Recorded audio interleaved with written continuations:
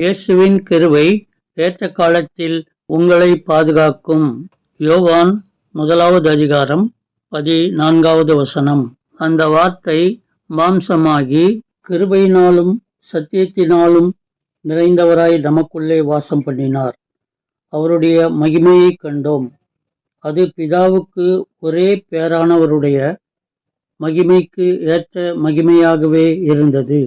கிருபை என்னும் வார்த்தை தயை, கருணை என்பன போன்ற அர்த்தங்களை கொண்டது.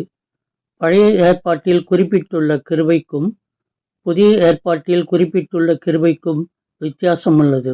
பழைய ஏற்பாட்டில் குறிப்பிட்டுள்ள கிருபை நியாயப்பிரமாணத்தின் மூலமாக அளிக்கப்படுகிறது.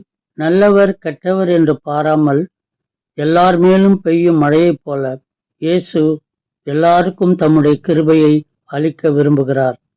ஒரு பாவி தன்னை தாழ்த்தி இயேசுவை நோக்கி, பாவியாகிய என்மேல் கிருபையாயிரும் என்று ஜெபிக்கும்போது அவர் அவன் பாவங்களை மன்னித்து அவனை நீதிமானாக்குவார்.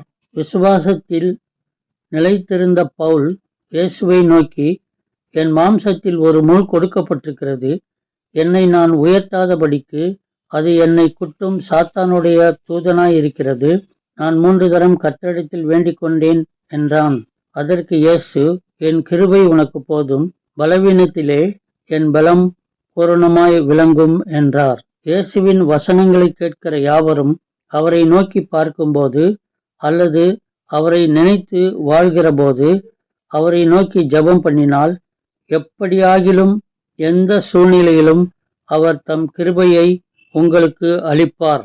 தம் தூதர்களை அனுப்பி ஏற்ற காலத்தில் உங்களுக்கு உதவி செய்வார். அவர் கிருபை உங்களை எப்போதும் தொடரும். அதனால் நீங்கள் சமாதானமாகவும் மகிழ்ச்சியாகவும் வாழ்வீர்கள்.